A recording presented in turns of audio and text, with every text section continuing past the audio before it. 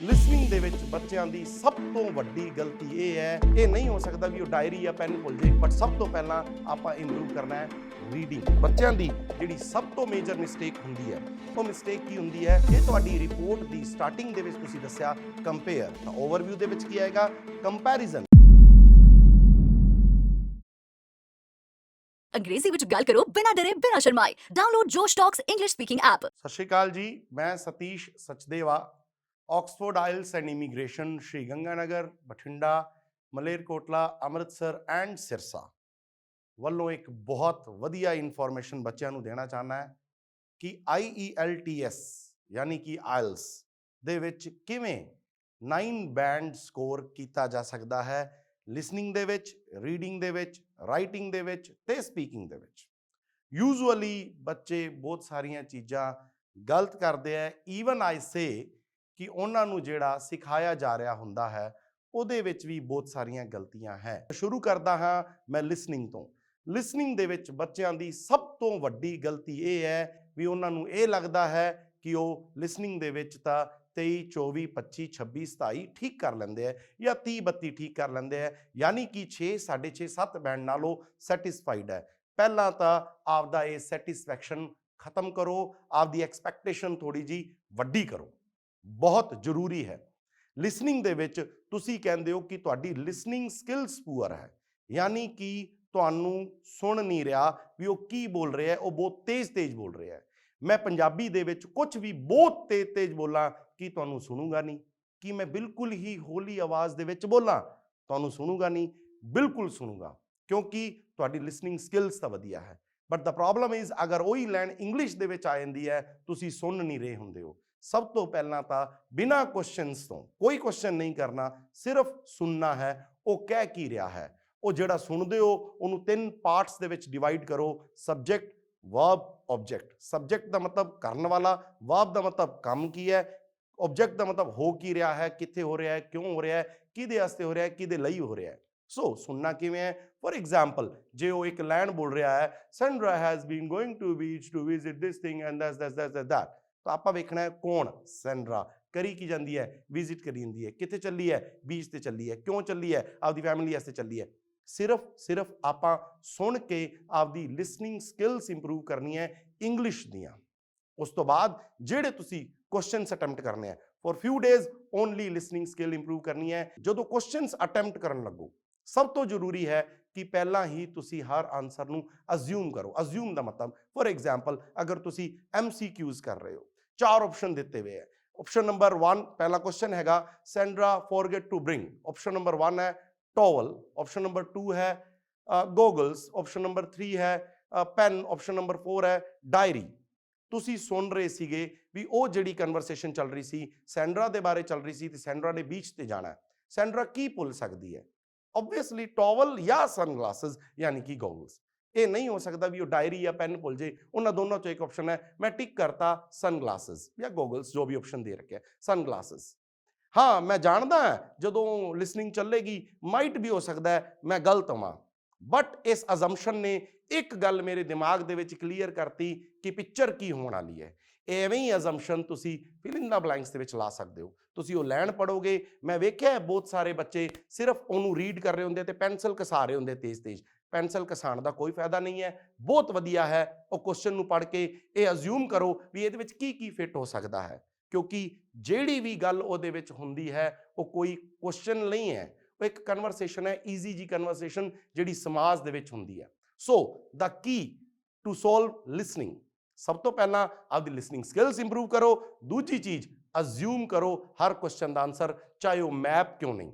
ਜੇ ਤੁਸੀਂ ਮੈਪਸ ਵਾਲੇ ਕੁਐਸਚਨ 'ਚ ਪਰੇਸ਼ਾਨ ਹੋ, ਇੱਕ ਵਾਰੀ ਸਿਰਫ ਮੈਪ ਪਲੇ ਕਰਕੇ YouTube ਤੇ ਈਜ਼ੀਲੀ ਤੁਸੀਂ ਮੈਪ ਦੀ ਸਿਰਫ ਰਿਕਾਰਡਿੰਗ ਸੁਣਨੀ ਹੈ, ਕੋਈ ਕੁਐਸਚਨ ਅਟੈਂਪਟ ਨਹੀਂ ਕਰਨਾ, ਧਿਆਨ ਨਾਲ ਸੁਣਨਾ ਹੈ ਉਹ ਬੋਲ ਕੀ ਰਿਹਾ ਹੈ। ਲਿਸਨਿੰਗ ਸਕਿੱਲਸ ਇੰਪਰੂਵ ਕਰਨੀ ਹੈ।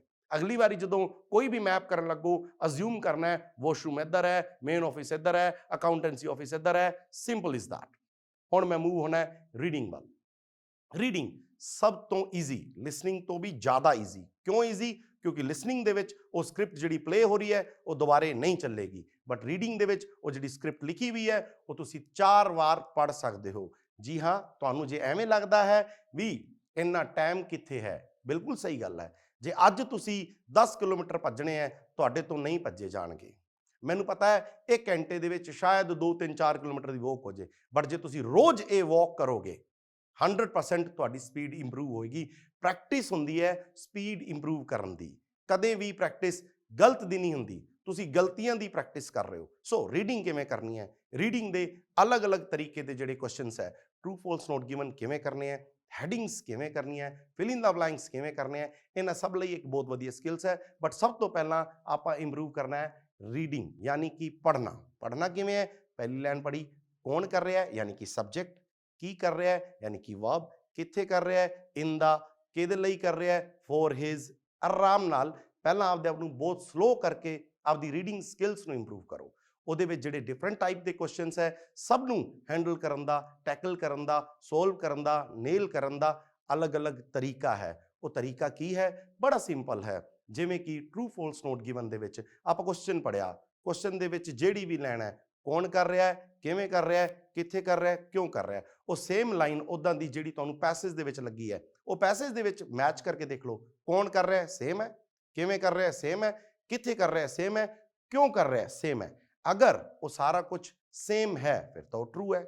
ਅਗਰ ਬਿਲਕੁਲ ਆਪੋਜ਼ਿਟ ਗੱਲ ਹੈ, ਉਹ ਕਹਿੰਦਾ ਇਨ ਦਾ ਰੂਮ ਕਰੀ ਜਾਂਦਾ, ਉਹ ਕਹਿੰਦਾ ਇਨ ਦਾ ਗਾਰਡਨ ਕਰੀ ਜਾਂਦਾ, ਫਾਲਸ, ਨਹੀਂ, ਇਨ ਦਾ ਗਾਰਡਨ ਨਹੀਂ, ਇਨ ਦਾ ਰੂਮ ਕਰੀ ਜਾਂਦਾ। ਬੜਾ ਆਰਾਮ ਨਾਲ ਆਪਾਂ ਇਹ ਗਲਤੀ ਨੂੰ ਲੱਭ ਸਕਦੇ ਹਾਂ। ਜੇ ਹਾਂ ਇਨ ਦਾ ਦੀ ਗੱਲ ਹੀ ਨਹੀਂ ਦਿੱਤੀ, ਕਿੱਥੇ ਕਰੀ ਜਾਂਦਾ ਤਾਂ ਓਬਵੀਅਸ ਹੀ ਗੱਲ ਹੈ, ਹਾਂ ਉਹ ਕੰਮ ਤਾਂ ਕਰ ਰਿਹਾ। ਆਨਸਰ ਕੀ ਆਏਗਾ? ਨੋਟ ਗਿਵਨ, ਕਿਉਂਕਿ ਇਨ ਦਾ ਦੇ ਨਹੀਂ ਰੱਖਿਆ ਸੀ ਪੈਸੇਜ ਦੇ ਵਿੱਚ। ਵੈਰੀ ਸਿੰਪਲ, ਸਾਰੀ ਲਾਈਨ ਮੈਚ ਹੋ ਰਹੀ ਸੀ ਬਟ ਇਨ ਦਾ ਨਹੀਂ ਪਤਾ ਲੱਗ ਰਿਹਾ ਸੀ। ਸੋ ਈਜ਼ੀਲੀ ਡਿਵਾਈਡ ਯੋਰ ਸਟੇਟਮੈਂਟ, ਆਪਦੀ ਸਟੇਟਮੈਂਟ ਨੂੰ 3 ਭਾਗਾਂ ਦੇ ਵਿੱਚ ਵੰਡੋ, ਸਬਜੈਕਟ, ਵਰਬ, ਆਬਜੈਕਟ। ਸਿਮਿਲਰਲੀ ਅਗਰ ਮੈਂ ਹੈਡਿੰਗ ਵੱਲ ਆਵਾਂ, ਹੈਡਿੰਗ ਕੁਐਸਚਨ ਜਿਹੜੇ ਹੈ ਇਹਦੇ ਵਿੱਚ ਪਹਿਲਾਂ ਆਪਾਂ ਸਿਰਫ ਹੈਡਿੰਗਸ ਪੜ੍ਹੀਆਂ।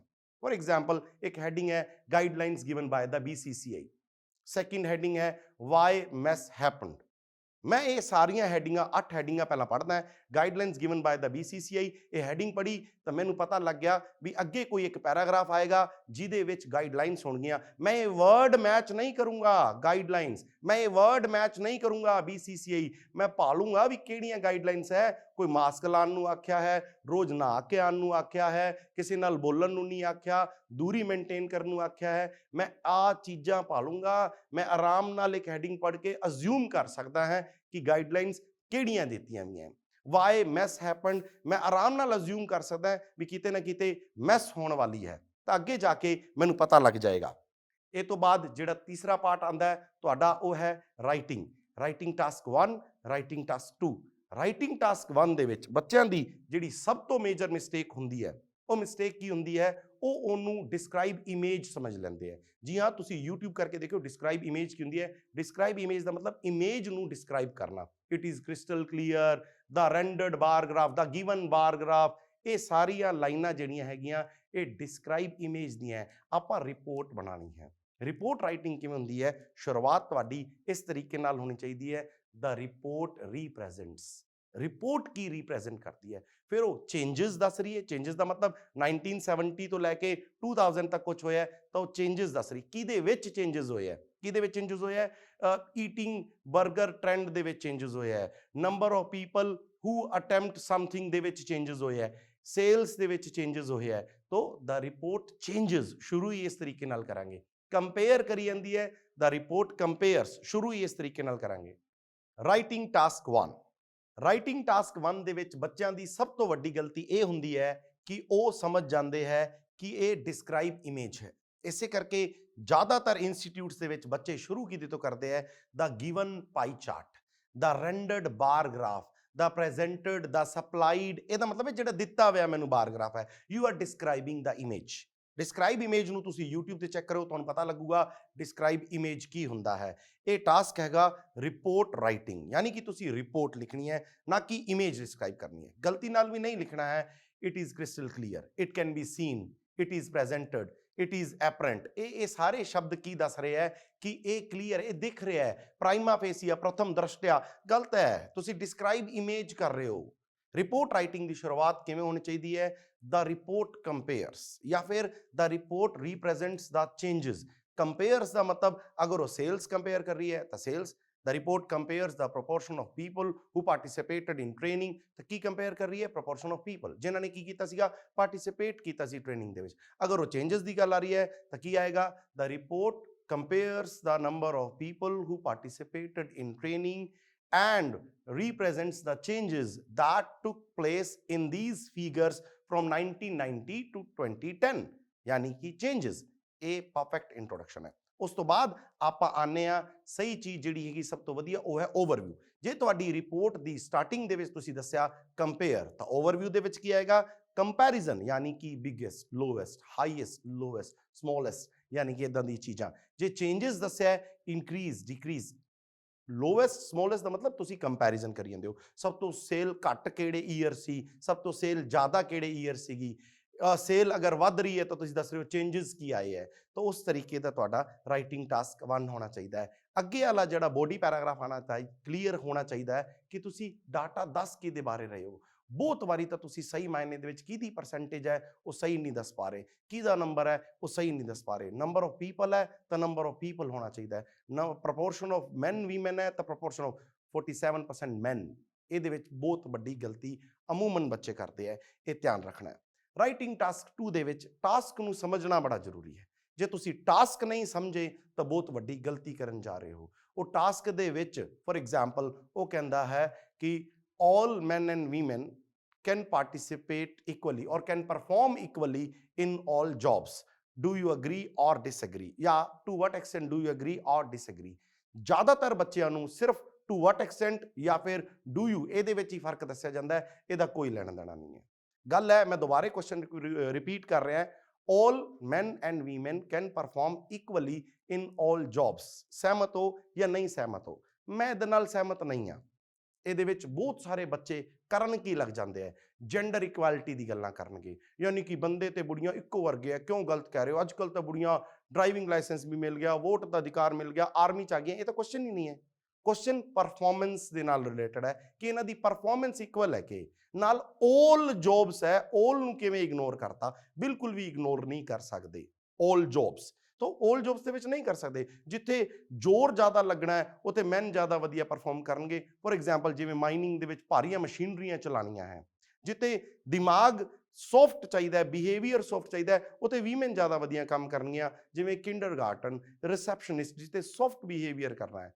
ਤਾਂ ਦੋਨਾਂ ਦੇ ਬਿਹੇਵੀਅਰ 'ਚ ਫਰਕ ਹੈ, ਦੋਨਾਂ ਦੇ ਫਿਜ਼ੀਕਲ ਸਟਰੈਂਥ ਦੇ ਵਿੱਚ ਫਰਕ ਹੈ। ਕੁਝ ਇਦਾਂ ਦੀਆਂ ਗੱਲਾਂ ਹੋਣੀਆਂ ਚਾਹੀਦੀਆਂ। ਸਿਰਫ ਟਾਸਕ ਅਚੀਵਮੈਂਟ ਗਲਤ ਹੋਣ ਕਰਕੇ ਤੁਹਾਡਾ ਸਾਰਾ ਕੁਐਸਚਨ ਹੀ ਖਰਾਬ ਹੋ ਜਾਂਦਾ ਹੈ। ਜਿੰਨੀ ਮਰਜ਼ੀ ਵਧੀਆ ਵੋਕੈਬਲਰੀ ਪਾ ਲਓ, ਜਿੰਨੀ ਮਰਜ਼ੀ ਵਧੀਆ ਗ੍ਰਾਮੈਟੀਕਲ ਰੇਂਜ ਜਾਂ ਐਕੂਰੇਸੀ ਦੇ ਦਿਓ, ਸਕੋਰ ਘੱਟ ਆਏਗਾ। ਹੁਣ ਮੈਂ ਮੂਵ ਹੋਣਾ ਸਪੀਕਿੰਗ ਵੱਲ। ਸਪੀਕਿੰਗ ਦੇ ਵਿੱਚ ਵੀ ਹਰੇਕ ਬੱਚਾ ਇਹ ਸੋਚਦਾ ਹੈ ਕਿ ਉਹਨੇ ਮੇਰੇ ਤੋਂ ਕੁਐਸਚਨ ਪੁੱਛਿਆ ਤੇ ਮੈਂ ਜਵਾਬ ਦੇਣਾ, ਚਾਹੇ ਉਹ ਕਿਊ ਕਾਰਡ ਹੈਗਾ, ਚਾਹੇ ਉਹ ਜਨਰਲ ਕੁਐਸਚਨ ਹੈਗੇ ਪਾਰਟ 1 ਇੰਟਰੋਡਕਟਰੀ ਪਾਰਟ, ਜਾਂ ਉਹ ਪਾਰਟ 3 ਹੈ। It's not about answer only. ਇਹਦੇ ਵਿੱਚ ਲੈਕਸੀਕਲ ਰਿਸੋਰਸਿਸ ਤੇ ਗ੍ਰਾਮੈਟੀਕਲ ਰੇਂਜ ਦਾ ਖਾਸ ਤੌਰ ਤੇ ਧਿਆਨ ਦੇਣਾ ਹੈ। ਮੈਂ ਇੱਕ ਬੜਾ ਛੋਟਾ ਜਿਹਾ ਐਗਜ਼ਾਮਪਲ ਦੇ ਕੇ ਤੁਹਾਨੂੰ ਆਰਾਮ ਨਾਲ ਸਿਖਾ ਸਕਦਾ ਹਾਂ। ਫॉर ਐਗਜ਼ਾਮਪਲ ਅਗਰ ਐਗਜ਼ਾਮੀਨਰ ਮੇਰੇ ਤੋਂ ਪੁੱਛਦਾ ਹੈ ਵਾਟ ਆਰ ਯੋਰ ਹੌਬੀਜ਼, ਮੈਂ ਰਿਪਲਾਈ ਕਰ ਰਿਹਾ my hobbies are playing cricket and listening music. ਤੁਹਾਡੇ ਚੋਂ ਜ਼ਿਆਦਾਤਰ ਬੱਚੇ ਫੋਕਸ ਕਰਦੇ ਵੀ ਮੈਂ ਹੌਬੀਆਂ ਵਧੀਆਂ ਦੱਸਦਾ। ਉਹ ਹੌਬੀਆਂ ਨਹੀਂ ਸੁਣਨ ਆਇਆ, ਉਹ ਤੁਹਾਡੀ ਵਧੀਆ ਇੰਗਲਿਸ਼ ਸੁਣਨ ਆਇਆ ਹੈ, ਜਿਸ ਤੇ ਜ਼ਿਆਦਾ ਧਿਆਨ ਦੇਣਾ ਹੈ। ਅਗਰ ਮੈਂ ਐਵੇਂ ਜਵਾਬ ਦੇਵਾਂ ਕਿ as I am a student I don't have that much spare time but whenever I get free time I love to play cricket and listen music. Hobbies ਹਲੇ ਵੀ ਹੋਈ ਹੈ ਬਟ ਚੇਂਜ ਕੀ ਹੋ ਗਿਆ? ਗ੍ਰਾਮੈਟੀਕਲ ਰੇਂਜ ਚੇਂਜ ਕੀ ਹੋ ਗਿਆ? ਮੇਰਾ lexical resources. ਹਲੇ ਵੀ ਮੈਂ ਇਸ ਤੋਂ ਵਧੀਆ ਪਰਫਾਰਮੈਂਸ ਕਿਵੇਂ ਦੇ ਸਕਦਾ ਹੈ? Being a student I pursue a hectic schedule but in my free time I love to play cricket and listen music। ਇਹ ਉਹਦੇ ਨਾਲੋਂ ਵੀ ਜ਼ਿਆਦਾ ਵਧੀਆ ਹੋ ਗਿਆ। ਉਮੀਦ ਕਰਦਾ ਹਾਂ ਤੁਹਾਨੂੰ ਚਾਰੋਂ ਮੋਡਿਊਲ ਚੰਗੀ ਤਰ੍ਹਾਂ ਸਮਝ ਆਏ ਹੋਣਗੇ। Thank you very much. ਜੇਕਰ ਤੁਸੀਂ ਇਸ ਵੀਡੀਓ ਦੇ ਅਖੀਰ ਤੱਕ ਆਏ ਹੋ ਤੇ ਤੁਹਾਨੂੰ ਵੀ ਜ਼ਰੂਰ ਮੇਰੀ ਤਰ੍ਹਾਂ ਇਨਸਪੀਰੇਸ਼ਨ ਮਿਲੀ ਹੋਏਗੀ। ਅਸੀਂ ਸਾਰੇ ਆਪਣੀ ਜ਼ਿੰਦਗੀ ਵਿੱਚ ਮੁਸ਼ਕਿਲਾਂ ਦਾ ਸਾਹਮਣਾ ਕਰਦੇ ਹਾਂ ਕਿਉਂਕਿ ਸਾਨੂੰ ਇੰਗਲਿਸ਼ ਬੋਲਣੀ ਨਹੀਂ ਆਉਂਦੀ। ਜਿਸ ਤਰ੍ਹਾਂ ਕਿ ਆਪਣੀ ਸੁਪਨਿਆਂ ਦੀ ਨੌਕਰੀ ਨਾ ਮਿਲਣਾ, ਜਾਂ ਬਾਹਰ ਜਾਣ ਦੀ ਅਪੋਰਚੁਨਿਟੀ ਗਵਾ ਲੈਣਾ, ਜਾਂ ਫਿਰ ਸਿਰਫ ਦੋਸਤ ਹੀ ਨਾ ਬਣਾ ਪਾਉਣਾ। ਪ੍ਰੋਬਲਮਸ ਦੀ ਇੱਕ ਵਜ੍ਹਾ ਹੈ ਲੈਕ ਆਫ ਪ੍ਰੈਕਟਿਸ, ਕਿਉਂਕਿ ਮਾਹੌਲ ਨਹੀਂ ਹੈ। ਘਬਰਾਓ ਨਾ, ਸਾਡੇ ਕੋਲ ਇਹਦਾ ਇੱਕ ਸੋਲੂਸ਼ਨ ਹੈ, ਜੋਸ਼ ਸਕਿੱਲਸ ਸਪੋਕਨ ਇੰਗਲਿਸ਼। ਪਰ ਜੋਸ਼ ਸਕਿੱਲਸ ਕੀ ਹੈ ਤੇ ਇਹ ਕਿਵੇਂ ਕੰਮ ਕਰਦਾ ਹੈ, ਆਓ ਵੇਖੀਏ। ਇਹਦੇ ਅੰਦਰ ਸਾਨੂੰ ਮਿਲਦੇ ਨੇ 4 ਸੈਕਸ਼ਨਸ: ਗ੍ਰਾਮਰ, ਵੋਕੈਬਲਰੀ, ਸਪੀਕਿੰਗ ਅਤੇ ਰੀਡਿੰਗ ਕਲਾਸਿਸ। ਫਿਰ ਆਉਂਦਾ ਹੈ ਸਾਡਾ ਫੇਵਰਿਟ ਪਾਰਟ ਇਸ course the, practice with partner. ਅਸੀਂ ਸਾਰੇ ਇੱਕ ਅਜਿਹੀ ਥਾਂ ਲੱਭਦੇ ਹਾਂ ਜਿੱਥੇ ਅਸੀਂ ਸਿੱਖ ਸਕੀਏ ਅਤੇ ਕੋਈ ਸਾਨੂੰ ਜੱਜ ਨਾ ਕਰੇ। ਇੱਥੇ ਤੁਸੀਂ ਬੋਲ ਅਤੇ ਪ੍ਰੈਕਟਿਸ ਕਰ ਸਕਦੇ ਹੋ ਹਜ਼ਾਰਾਂ ਸਟੂਡੈਂਟਸ ਨਾਲ ਜੋ ਤੁਹਾਡੀ ਤਰ੍ਹਾਂ ਇੰਗਲਿਸ਼ ਸਿੱਖਣਾ ਚਾਹੁੰਦੇ ਨੇ। ਆਪਣਾ ਫ੍ਰੀ ਟ੍ਰਾਇਲ ਲਵੋ ਤੇ ਅੱਜ ਤੋਂ ਹੀ ਸਿੱਖਣ ਦਾ ਸਫ਼ਰ ਸ਼ੁਰੂ ਕਰੋ। ਇਸ ਵੀਡੀਓ ਬਾਰੇ ਆਪਣੀ ਰਾਏ ਕਮੈਂਟ ਸੈਕਸ਼ਨ ਵਿੱਚ ਸਾਨੂੰ ਦੱਸੋ ਅਤੇ ਆਪਣੇ ਮਿੱਤਰਾਂ ਨਾਲ ਇਹ ਵੀਡੀਓ ਸ਼ੇਅਰ ਕਰਨਾ ਨਾ ਭੁੱਲਿਓ।